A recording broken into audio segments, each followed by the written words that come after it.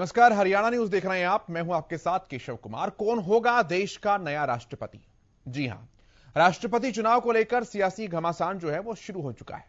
सत्ता पक्ष और विपक्ष दोनों ने राष्ट्रपति पद पर अपने अपने उम्मीदवारों की घोषणा कर दी है, ऐलान कर दिया है। एक तरफ तो एनडीए ने द्रौपदी मुर्मू का नाम उनका ऐलान किया है, जो कि झारखंड की राज्यपाल हैं, तो दूसरी तरफ विपक्ष ने पूर्व केंद्रीय मंत्री और भाजपा के कभी किसी जमाने में कद्दावर नेता रहे यशवंत सिन्हा के नाम पर दांव खेला है।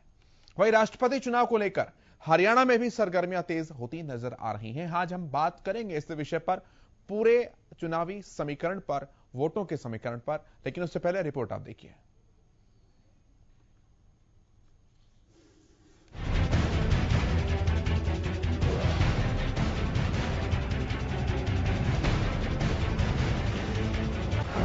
राष्ट्रपति चुनाव में कौन मारेगा बाजी? राष्ट्रपति चुनाव को लेकर सत्ता पक्ष और विपक्ष ने अपने अपने उम्मीदवारों की घोषणा कर दी। एक तरफ विपक्ष ने पूर्व केंद्रीय मंत्री यशवंत सिन्हा पर दांव खेला है, तो दूसरी तरफ एनडीए ने झारखंड की पूर्व राज्यपाल द्रौपदी मुर्मू के नाम का ऐलान किया है। इस ऐलान के बाद मुर्मू ने प्रधानमंत्री नरेंद्र मोदी से मुलाकात भी की। अगर मुर्मू चुनाव जीत जाती है तो वो देश की पहली महिला आदिवासी राष्ट्रपति होंगी। अब ऐसे में सवाल ये भी है कि राष्ट्रपति की रेस में कई नामों के बीच द्रौपदी मुर्मू को ही क्यों उम्मीदवार बनाया गया। हालांकि राजनीतिक जानकार भाजपा के इस दांव के पीछे राजनीतिक रणनीति तलाशने में जुटे हैं। माना यह भी जा रहा है कि एनडीए ने मुर्मू के सहारे देश के कई राज्यों में बड़ी संख्या में रह रहे आदिवासी समुदाय पर पकड़ बनाने की कोशिश की है। वहीं इसी साल गुजरात में भी विधानसभा चुनाव होने वाला है और इस चुनाव में भाजपा को इस फैसले का फायदा मिल सकता है। इतना ही नहीं, मुर्मू भाजपा के लिए ट्रम्प कार्ड भी साबित हो सकती हैं। उनके नाम की घोषणा को 2024 में होने वाले चुनाव से भी जोड़कर देखा जा सकता है। हरियाणा में कैसी है सरगर्मी? वहीं राष्ट्रपति चुनाव को लेकर हरियाणा में भी सरगर्मियां तेज हो गई हैं। हरियाणा में बैठकों का दौर देखने को मिलने लगा है। राष्ट्रपति चुनाव को लेकर सत्ता पक्ष लगातार बैठक कर रही है। हरियाणा, हिमाचल समेत तमाम राज्यों के भाजपा नेता और विधायक मुर्मू के नाम पर मोहर लगा चुके हैं। अगर एनडीए की ओर से आदिवासी चेहरे के तौर पर घोषित राष्ट्रपति उम्मीदवार द्रौपदी मुर्मू की जीत होती है तो यह भी माना जा रहा है कि देश की 14 राज्यों के आदिवासी समुदाय की सहानुभूति भाजपा को मिल सकती है। Bureau report, Haryana news.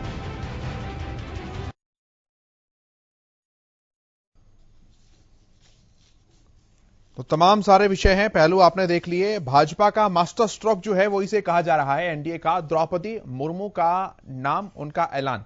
क्योंकि कुछ लोग ये उम्मीद लगाकर बैठे थे कि भाजपा किसी आदिवासी चेहरे को या किसी दलित चेहरे को दोबारा से सामने कर सकती है, लेकिन द्रौपदी मुर्मू के नाम की कल्पना किसी ने भी नहीं की थी। और भाजपा के, एनडीए के इस दांव से विपक्षी खेमे को सोचने के लिए मजबूर जरूर होना पड़ रहा है।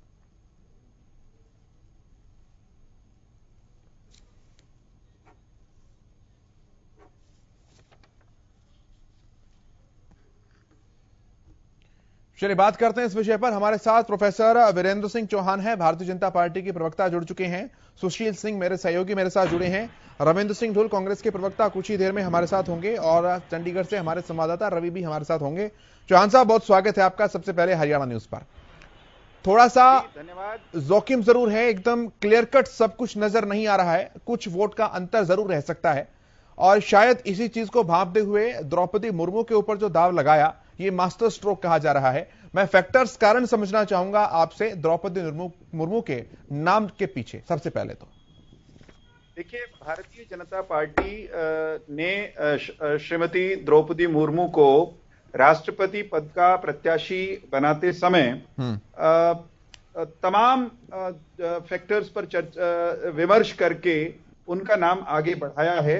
उनका जो व्यक्तिगत जीवन है, उनका जो सार्वजनिक जीवन है, उनके जीवन की उपलब्धियां, उनके करियर के पुराने पन्ने, उनको आप पलटेंगे तो आप पाएंगे कि राष्ट्रपति पद के संभावित प्रत्याशियों में जो नाम सामने थे, उनमें वे भारतीय जनता पार्टी की स्वाभाविक चॉइस के रूप में उभरी। आप राज्यपाल रही हैं, विधायक रही हैं, मंत्री रह चुकी हैं और समाज के ऐसे तबके से आती हैं जिसको आज तक राष्ट्रपति भवन में अपना प्रतिनिधित्व नहीं मिला। जनजातीय समाज की प्रतिनिधि के नाते और ऐसी एक व्यक्तित्व और विभूति वो हैं जो सेल्फ मेड हैं, धरातल से उठी हैं, संघर्षों में से होकर के आगे आई हैं, पढ़ी लिखी हैं, स्वयं शिक्षक रही हैं और राजनीतिक रूप से भी भारतीय जनता पार्टी के संगठन में अलग अलग स्तरों पर काम करके वो सार्वजनिक जीवन में अब भारत के सर्वोच्च पद के लिए हमारी प्रत्याशी हैं। हमारे पास उनको जिताने के लिए पर्याप्त मत हैं। भारतीय जनता पार्टी और उसके सहयोगी मिलकर श्रीमती मुर्मू को सहजता से भारत की प्रथम नागरिक के रूप में आने वाले दिनों में कोविंद साहब की उत्तराधिकारिणी के रूप में स्थापित करेंगे। हमको इस बात का यकीन है साहब। ठीक है, मैं सुशील के पास आता हूं। सुशील, एक कितना सोचा समझा कदम इसे कहा जा सकता है? देखिए, यशवंत सिन्हा के नाम का जब ऐलान किया गया तो लगता था कि झारखंड और जो बिहार के अधिकांश वोट हैं, यशवंत सिन्हा आसानी से उन्हें ले लेंगे अपने साथ, लेकिन एक ऐसा चेहरा लेकर आया गया जो झारखंड की पूर्व राज्यपाल रही, आदिवासी हैं, ओडिशा से संबंध रखने वाली हैं, तो नवीन पटनायक, बीजेडी का समर्थन सीधे तौर पर उन्हें मिल जाएगा। झारखंड मुक्ति मोर्चा भी इस तरह का रिस्क नहीं लेगा कि या तो वो द्रौपदी मुर्मू के अगेंस्ट जाए या फिर वोटिंग से किनारा करे, क्योंकि वहां भी आदिवासियों को नाराज करने की स्थिति सामने आ जाएगी। तो बहुत सोचा समझा कदम है, कम से कम ये।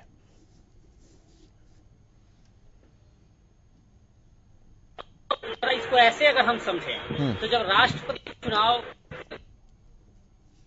इस तरह से माप दी जाए, इसको लेकर रणनीति बननी शुरू हो गई। और ये बिल्कुल सत्य है कि अगर पूरा विपक्ष एक साथ आए तो एनडीए को अपने कैंडिडेट जिताने में मुश्किलों का सामना करना पड़ेगा। और ये जब रणनीति यशवंत सिन्हा के नाम पर जब विपक्ष ने दांव खेला, हालांकि उसके बाद मार्क्सवादी कम्युनिस्ट पार्टी है, उन्होंने विरोध किया था कि ममता बनर्जी ने ऐसे यशवंत सिन्हा को उम्मीदवार बनाया, लेकिन वो मैनेजेबल था।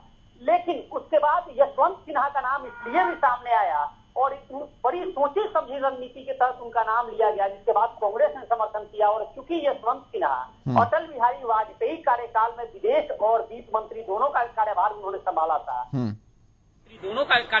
संभाला था, और जिस बैकग्राउंड से आते हैं कि पटना के जन्मे हैं, बिहार के जन्मे हैं और झारखंड से वो राजनीति करते थे, वहां से हजारीबाग से सांसद बनते थे, तो बड़ी सोची समझी रणनीति थी। और देखिए, हम लोग भी चर्चा कर रहे थे उस दिन कि इस बार विपक्ष जो है वो कोई कोर कसर नहीं छोड़ रहा और कहीं ना कहीं एनडीए को मात देने के लिए फुल प्रूफ प्लानिंग की जा रही थी। उसमें दो दल ऐसे थे जो कहीं ना कहीं मुख्य भूमिका निभाने वाले थे विपक्ष में, जिसमें एक बीजू जनता दल जो पटनायक जी की पार्टी है उनका दल था, और एक और साउथ की पार्टी है। ये दो दल बड़े मुख्य थे, प्रमुख थे। अब ऐसे में जिस तरह से कार्ड बीजेपी ने खेला, और किसी को यकीन नहीं था कि द्रौपदी मुर्मू देश की प्रथम नागरिक के लिए उम्मीदवार होंगी, और वो कार्ड खेलकर कहीं ना कहीं एनडीए ने धराशायी कर दिया विपक्ष के सारी रणनीति को। और एक तरफ जहां जेएमएम, झारखंड मुक्ति मोर्चा, जिसका आप जिक्र कर रहे थे, झारखंड में जिसकी सरकार है, हेमंत सोरेन मुख्यमंत्री हैं। चूंकि हेमंत सोरेन की पत्नी भी उसी कम्युनिटी से आती है, संथाल कम्युनिटी से, जिस कम्युनिटी से ये हैं, और यह भी कहा जा रहा है कि जहां की ये हैं वहीं से उनकी पत्नी भी आती है, उसी इलाके से। तो निश्चित तौर पे एक कहानी वहां यह है कि जो संथाल प्रजाति है झारखंड में, वो सपोर्ट से झारखंड में सरकारें बनती हैं और राज लोग करते हैं। तो अगर अब जेएमएम के लिए पूरे प्रकरण में केशव, सबसे बड़ी बात यह है कि अब जेएमएम किशोर जाएगा, यानी झारखंड मुक्ति मोर्चा किशोर जाएगा, जहां कांग्रेस के सपोर्ट से वो सत्ता में है, प्रधान मुख्यमंत्री हैं, सरकार चला रहे हैं, लेकिन उनके लिए सबसे बड़ी समस्या यह है कि क्या वो गठबंधन धर्म निभाएंगे या फिर अपनी इलाके के, अपनी प्रजाति के, अपने झारखंड से संबंधित, झारखंड के जो संथाल प्रजाति है, संथाल समुदाय के लोग हैं, उनसे संबंधित उनकी समुदाय से जो राष्ट्रपति के उम्मीदवार हैं उनको समर्थन करेंगे। और दोनों स्थिति में देखिए, जेएमएम के लिए सांप और कहते हैं कि वाली कहानी है कि मतलब न निगले बने न उगले बने। अगर वो इधर जाते हैं तब भी उनके लिए नुकसानदायक है, अगर गठबंधन धर्म को तोड़ते हैं तो उनके लिए वो भी नुकसानदायक है। दूसरी तरफ कि बीजेपी ने एनडीए ने जो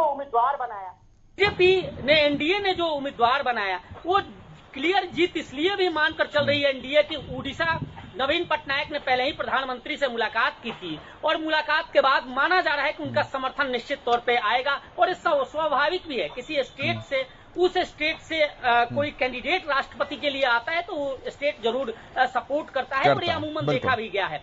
लेकिन सवाल है कि अब यशवंत सिन्हा का क्या होगा। और जी निश्चित तौर पर ऐसा है। मैं चौहान साहब के पास आता हूं। चौहान साहब कहते हैं कि राजनीति में विरोधी को कभी कमतर नहीं आंकना चाहिए। हालांकि इतिहास और बीते 8 साल की रणनीतियां इस तरह से बताती है कि भाजपा की रणनीति में किसी तरह की कमी अभी तक देखने को नहीं मिली है, खासतौर पर चुनावी राजनीति की जब हम बात करते हैं, चाहे प्रत्यक्ष हो या अप्रत्यक्ष हो। लेकिन इस बार की स्ट्रैटेजी क्या कुछ रहने वाली है? स्टेप 1 तो दिखा दिया आप लोगों ने द्रौपदी मुर्मू के नाम को सामने लेकर आके। देखिए केशव भाई, जहां तक रणनीति जिसे कहते हैं, स्ट्रैटेजी जिसे कहते हैं, अगर उसको स्ट्रेटजी ही कहना है और रणनीति ही कहना है तो वो टेलीविजन चैनल पर डिस्कशन का पार्ट नहीं हो सकती। जब तक परिणाम ना आ जाए, युद्ध ना जीत लिया जाए, रण में विजय हासिल न कर ली जाए, तो रणनीति क्या है उसको खोलने का या उसके इस समय खुलने का तो प्रश्न ही पैदा नहीं होता। लेकिन कुछ सीधे सपाट गणित आप और हम समझ सकते हैं। इस समय संसद में 776 सांसद हैं जिन्होंने मतदान करना है। उनमें 400 के लगभग हमारे साथ हैं, माने हमारे सांसद और हमारे जो सहयोगी हैं। हमारा आंकड़ा 400 से ऊपर जाता है। इसमें आपने स्वयं कहा, सुशील जी ने भी कहा कि जब ओडिशा का प्रतिनिधित्व सीधे तौर पर होता दिखेगा, ओडिशा से कोई प्रधानमंत्री आज तक नहीं हुए, राष्ट्रपति आज तक नहीं हुए, जनजातियों में से कोई राष्ट्रपति भवन में प्रथम नागरिक के रूप में से कोई नहीं गया, तो हमको विश्वास है कि नवीन पटनायक और ओडिशा के दूसरे दलों के सांसद भी वे हमारे पक्ष में अंततः हमारे अर्थात श्रीमती द्रौपदी मुर्मू के पक्ष में मतदान करते हुए नजर आएंगे। आप राज्यों के आंकड़े भी निकाल लें, एग्जैक्ट नंबर ऑफ वोट्स तो मेरे पास नहीं है। हर राज्य के विधायक की वोट का अधिमान अलग अलग होता है, लेकिन कुल मिलाकर हमें जहां से सर्वाधिक वोट मिलने वाले वो शीशे की तरह साफ है। उत्तर प्रदेश प्रचंड बहुमत से हम वहां जीते हैं। उत्तर प्रदेश में से बहुत जबरदस्त समर्थन आने वाला है। अधिकतम वोट हमें उत्तर प्रदेश से मिलेंगे। बिहार हमको वोट करेगा और राज्यों में अगर विधायकों की संख्या पर भी आप जाएंगे तो वो भी हमारे ही अधिक हैं। एनडीए के भारतीय जनता पार्टी के विधायकों की संख्या वो श्रीमती मुर्मू का राष्ट्रपति भवन का जो मार्ग है उसको सुगम बनाने के लिए पर्याप्त है।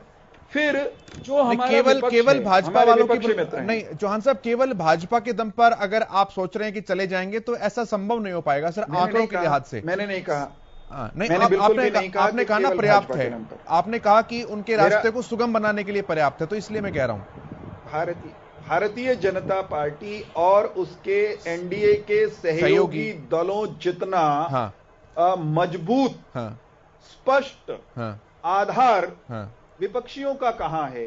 विपक्षी जो हमारे खिलाफ यशवंत सिन्हा जी को लेकर आए हैं, विपक्षी जो हमारे खिलाफ लेकर आए ना यशवंत जी को, उनका खुद का कुनबा बंदर बाट है।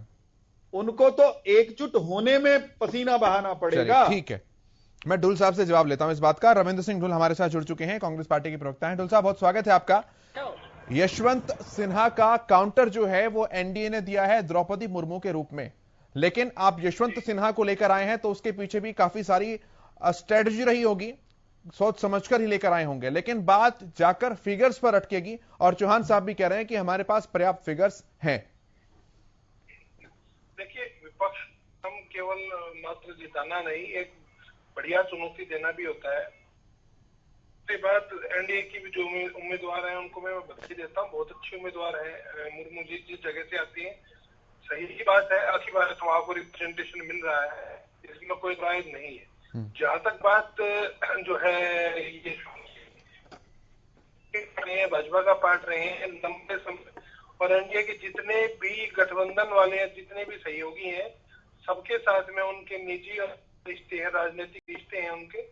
तो हम सारी चीजें सोच करके और उनके एक्सपीरियंस को देखते हुए राजनीतिक तौर पे उनकी उपलब्धियों को देखते हुए अटल बिहारी वाजपेयी जी की सरकार के भी वो पार्ट रहे हैं, वरिष्ठ मंत्री रहे हैं। तो हमने सारी चीजें सोच करके जो है उनको उतारा है और हमें विश्वास है कि वो एक बढ़िया चुनौती देने में सफल होंगे। बाकी जहां तक बात कैलकुलेशन की है, निश्चित तौर पर चुनाव भाजपा भी लड़ रहा है, चुनाव यूपीए भी लड़ रहा है। तो आपको लगता है कि पार निकाल ले जाएंगे? क्योंकि देखिए आपका काउंटर कितना शानदार ढूंढा उन लोगों ने। भाई झारखंड से यशवंत सिन्हा साहब आते हैं, झारखंड की राज्यपाल मुर्मू जी रही हैं, आदिवासी स्टेट है, वहां की वोट पॉलिटिक्स में सेंध लगा दी। आदिवासी को नाराज करने की बात जो है किसी भी तरह से कोई नेता नहीं सोचेगा, कोई स्थानीय विधायक नहीं सोचेगा। महाराष्ट्र, कर्नाटक, मध्य प्रदेश, इन राज्यों में भी जो आदिवासी हैं वो भी सीधे तौर पर इनके साथ आ जाएंगे।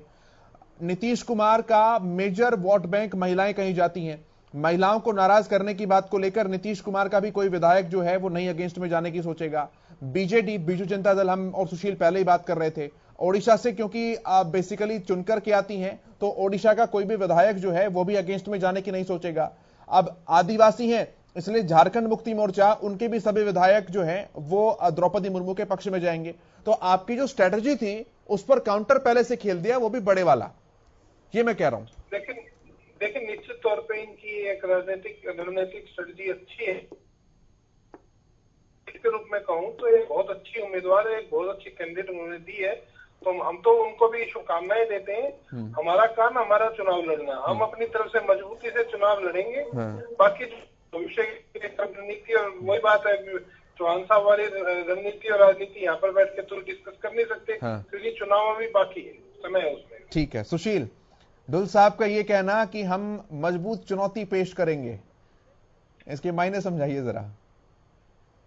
पहले तो केशव जरा, पहले तो मैं ये कहूँ, चौहान साहब अभी कह रहे थे 776 सांसदों का जिक्र कर रहे थे। शायद जम्मू कश्मीर भूल गए कि जम्मू कश्मीर में अभी जो राज्यसभा है वो नहीं है और 4 सीटें वहाँ, जो 233 का जिक्र राज्यसभा सांसदों का कर रहे हैं, तो उसमें से 4 सांसद वहां से आते हैं, 4 सीटें हैं जम्मू कश्मीर में जहां अभी चुनाव नहीं हुआ है। चलिए वो आंकड़ा रहा। दूसरी तरफ मैं यह समझना चाहता था, कांग्रेस के भी प्रवक्ता है, बीजेपी के भी है, यशवंत सिन्हा ने एक बयान दिया, जो प्रत्याशी हैं राष्ट्रपति के, उन्होंने कहा कि देश को एक रबर स्टैंप नहीं चाहिए। तो क्या जो देश का अध्यक्ष है, चूंकि संघात्मक शासन में अध्यक्ष राष्ट्रपति अध्यक्ष होते हैं, और अध्यक्ष के लिए रबर स्टैंप शब्द इस्तेमाल करना, क्या वास्तव में द्रौपदी मुर्मू एक रबर स्टैंप होने जा रही है? किस तरह के बयान और इस पे वोट मांगना उन्होंने शुरू किया है? ठीक है, मैं जवाब लेता हूं। चौहान साहब, फिर मैं ढुल साहब के पास आऊंगा।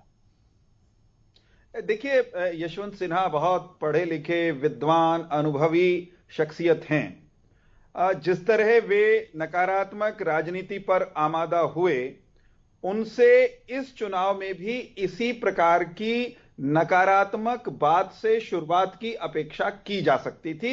उन्होंने कुछ भी ऐसा नहीं कहा जो उनके राजनीति के स्टाइल से मैच नहीं करता। विध्वंसक, तोड़क फोड़क, नकारात्मक राजनीति वो लंबे समय से कर ही रहे हैं, हमारे तो घर का हिस्सा रहे हैं, हमसे अलग होकर ही अलग गए हैं वे। लेकिन जिस तरह नकारात्मक राजनीति वो करते रहे हैं, ठीक उसी अंदाज में उन्होंने राष्ट्रपति के पद को, राष्ट्रपति के पद के प्रत्याशी को हमारे अप्रत्यक्ष रूप से रबर स्टैंप बताया है। राष्ट्रपति का पद और प्रधानमंत्री का पद दोनों शिखर पद हैं भारत के प्रजातांत्रिक व्यवस्था में, लेकिन दोनों के काम का बंटवारा हो रखा है स्पष्ट रूप से संविधान में। दोनों की भूमिका अपनी अपनी है और राष्ट्रपति के रूप में जो व्यक्ति प्रथम नागरिक के रूप में राष्ट्रपति भवन में बैठता है, संविधान के संरक्षक के रूप में उसकी भूमिका वो स्पष्ट नहीं है, बिल्कुल साफ सुथरी अंकित है। उसके मानक पूर्व के राष्ट्रपतियों ने तय किए हैं और मैं दावे के साथ कह सकता हूं भारत का राष्ट्रपति वो रबर स्टैंप नहीं होता। लेकिन भारत के राष्ट्रपति से किसी राजनीतिक एक्टिविस्ट की तरह काम करना भी संविधान में अपेक्षित नहीं है। राजनीतिक एक्टिविस्ट, राजनेता प्रधानमंत्री होता है, सदन चुन करके उनको अपने नेता के रूप में प्रधानमंत्री बनाता है और राष्ट्रपति उनको प्रधानमंत्री नियुक्त करते हैं। प्रणब मुखर्जी इसका उदाहरण राष्ट्रपति को दैनंदिन राजनीति नहीं करनी होती। प्रणब मुखर्जी इसका बेहतरीन उदाहरण रहे। मैं ये कह रहा हूं कि राष्ट्रपति नहीं, केशव, मनमोहन सिंह के बारे में भी जो केशव, सुशील बोलिए, फिर मैं जवाब। सुशील जी कहिए। हाँ, जी चौहान साहब अभी कह रहे हैं कि राष्ट्रपति और प्रधानमंत्री के बारे में ऐसे अशोभनीय शब्दों का इस्तेमाल नहीं करना। बड़े बड़े नेता कहते थे कि मनमोहन सिंह के बारे में, वो प्रधानमंत्री, वो भी देश के प्रधानमंत्री थे, संवैधानिक पद पे थे, उनके बारे में भी कहा जाता था कि ये रबर स्टैम्प है, पपेट है, तमाम तरह की बातें कही जाती थी। सुशील, आपने चूंकि सवाल यशवंत सिन्हा को लेकर किया और चौहान साहब कह दूं इसमें? ठीक है, बोलिए आप। देखिए, प्रधानमंत्री राजनीतिक रूप से राजनीतिक जंग लड़के वो प्रधानमंत्री के पद पर पहुंचते हैं। प्रधानमंत्रियों पर आरोप लगते हैं, प्रधानमंत्री अपने आरोपों का जवाब भी देते हैं। राष्ट्रपति के संदर्भ में ऐसी भारत में कोई परंपरा नहीं है। सरदार मनमोहन सिंह बड़े काबिल नेता थे, लेकिन सोनिया गांधी की कठपुतली के रूप में उनको काम करते हुए राष्ट्र ने देखा। सारे काम, सारी फाइलें तो 10 जनपद जाती थी ना सुशील जी। अब कोई पॉलिटिकल लीडर, कोई प्रधानमंत्री, कोई सत्ताधारी दल के संसदीय दल का नेता अगर इस तरह का आचरण करेगा तो जो उसके विरोध में बैठे हुए लोग हैं उनको सवाल करने का अधिकार तो है, परंतु बाई कन्वेंशन, परंपरा से भारत के राष्ट्रपति से सक्रिय राजनीति में भूमिका की अपेक्षा नहीं होती। उनसे निरपेक्ष होकर के संविधान की रक्षा और संवैधानिक परंपराओं के निर्वहन की उम्मीद की जाती है। फिर रबर स्टैंप शब्द का उस संदर्भ में प्रयोग, ये एक्टिविस्ट जैसी भाषा है। राष्ट्रपति भवन जो व्यक्ति जाना चाहता है वो ऐसा भी नहीं चाहिए जो उस पद की गरिमा, उस पद पे काम करते हुए कार्यशैली उसकी समझ न रखता हो। व्यापक विषय हो जाएगा, क्योंकि फिर अब ये तमाम बातें आएंगी तो फिर राज्यपालों तक भी बात आएंगी। जगदीप धनखड़ साहब का भी नाम आएगा, सत्यपाल मलिक जी का भी नाम आएगा और दिल्ली के उपराज्यपाल का भी नाम आएगा। व्यापक विषय है, मैं इस पर नहीं जा रहा। मैं उसी बिंदु पर बात करूंगा जो आप सिन्हा साहब ने कहा। इस बात को लेकर मैं ढुल साहब की रिएक्शन लेता हूं। ढुल साहब, जो सवाल था सुशील का। देखिए, रबर स्टैंप की है तो मैं आपको बता दूं, कांग्रेस के समय पर, यूपीए कार्यकाल के समय पर श्रीमती प्रतिभा पाटिल जो बनी थी राष्ट्रपति, उस समय पर भी उनके बारे में इस प्रकार की भाषा का उपयोग एनडीए के ही नेता। तो ये जो है अब यहाँ पर आकर के इस प्रकार की बातें करना। अब दूसरी जो चीज आ गई यशवंत सिन्हा जी की जो बात है, उनके बारे में मेरे बड़े भाई ने जो टिप्पणी की वीरेंद्र जी ने कि भाई वो नकारात्मक राजनीति करते हैं, मैं एक बात को बड़ा संपूर्ण निष्ठा के साथ मानता हूं कि सरकार अथवा सरकार की नीतियों का विरोध नकारात्मक बिल्कुल भी नहीं होता। लोकतंत्र की जो खूबसूरती ही है, आपको आवश्यक नहीं है कि सरकार का पक्ष लेंगे तभी वो सकारात्मक है। आपको सरकार की कमियां उजागर करना, आपको सरकार की नीतियां उजागर करने का अधिकार है, और उन्होंने अपने लोकतांत्रिक और राजनीतिक अधिकार का उपयोग मात्र किया है। अब वो क्योंकि सरकार को सूट नहीं करता तो इसलिए उसे नकारात्मक कहा जाता है। हम कहते हैं कि जो सरकार है खुद नकारात्मक है विपक्ष के प्रति। विपक्ष के प्रति जिस प्रकार की टिप्पणियां सरकार करती है तो सरकार तो खुद नकारात्मक है, तो वो कहां से सकारात्मक राजनीति कर रही है। अब मनमोहन सिंह जी के बारे में किस प्रकार के अभद्र शब्दों का इस्तेमाल भारत के प्रधानमंत्री ने था, उनको मैं यहाँ पर बैठ करके कोट भी नहीं कर सकता। रहे तो पूर्व प्रधानमंत्री हैं, इस देश के अंदर किसी भी प्रधानमंत्री ने पूर्व प्रधानमंत्री के बारे में इतने अभद्र शब्द इस्तेमाल नहीं किए जितने की नरेंद्र मोदी जी ने किए। तो इनको अपने गिरेबान में झांकना चाहिए। चलिए मैं जवाब लेता हूं जल्दी। नरेंद्र चौहान साहब जल्दी से। जहां तक राजनीतिक आक्षेपों और उनके जवाब का सवाल है, भारतीय जनता पार्टी किसी भी दूसरे राजनीतिक दल, कांग्रेस समेत, से अधिक संयमित, मर्यादित आचरण करने का दावा कर सकती है। रिकॉर्ड है इस बात का। हम प्रयास करते हैं कि भाषा की मर्यादा वो न लांघी जाए, लेकिन हमारे प्रतिपक्षी मित्र जैसे ढुल साहब ने कहा कि ये कहा गया मनमोहन जी के बारे में, वो कहा गया।